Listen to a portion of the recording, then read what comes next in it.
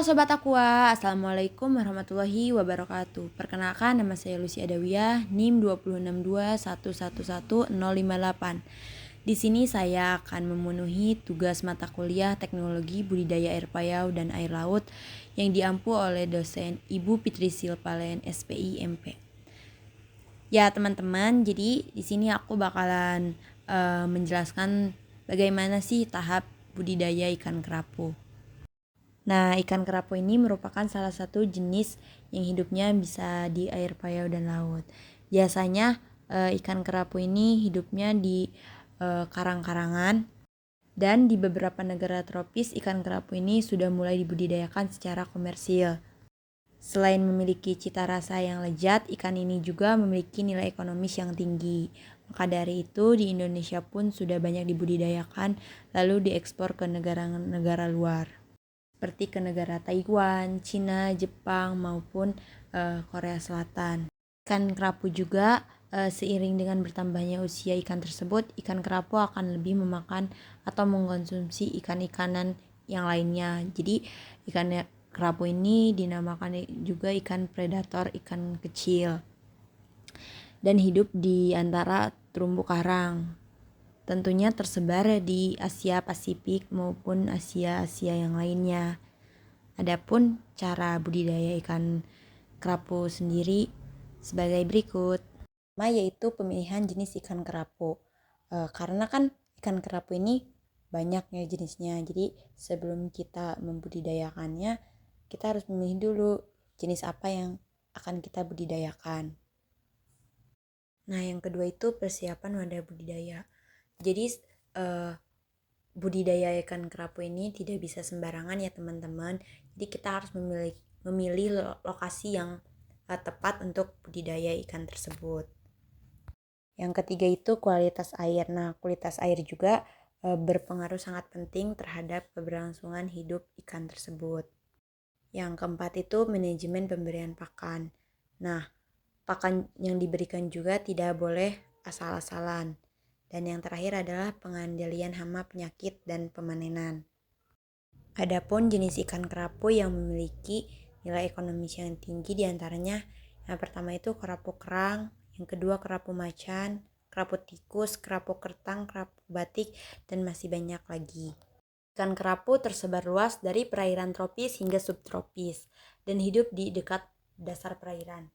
Untuk menyesuaikan habitat aslinya, pemilihan lokasi budidaya harus sesuai kriteria.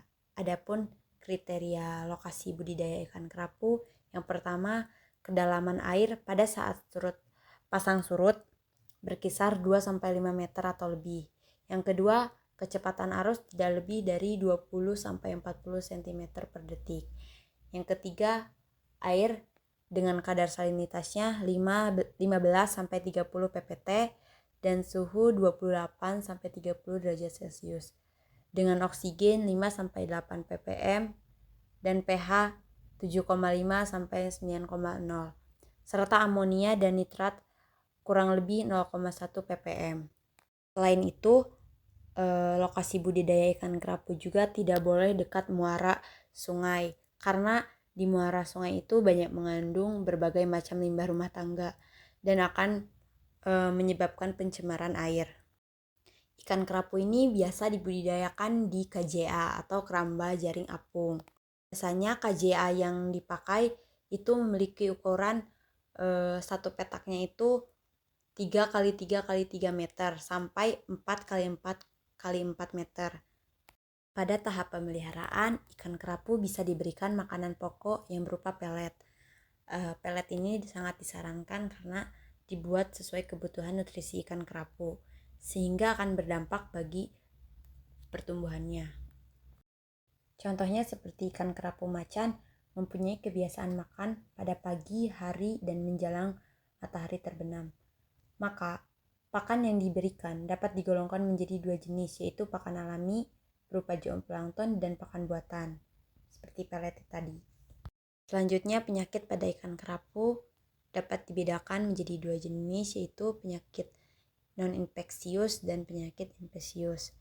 Adapun pada jenis non-infeksius sendiri terdapat gas bubble.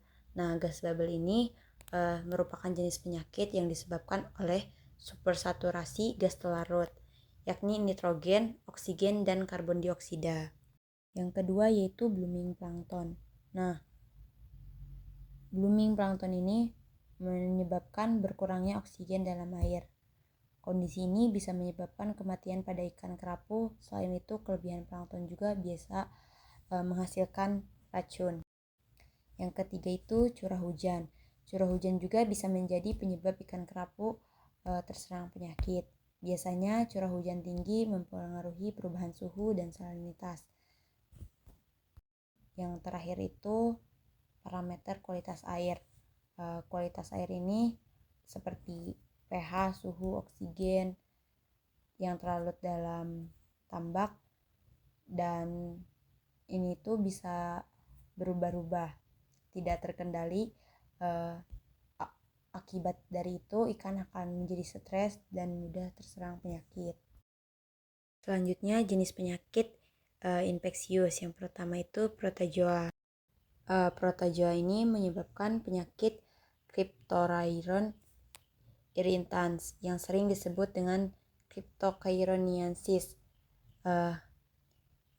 Berasal dari hewan bersel ukuran 40-300 mikron yang biasanya menempel pada kulit, insang, dan sirip ikan, tepatnya pada epidermis bawah kulit.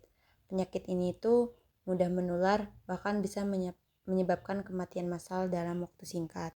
Yang kedua itu penyakit yang disebabkan oleh parasit.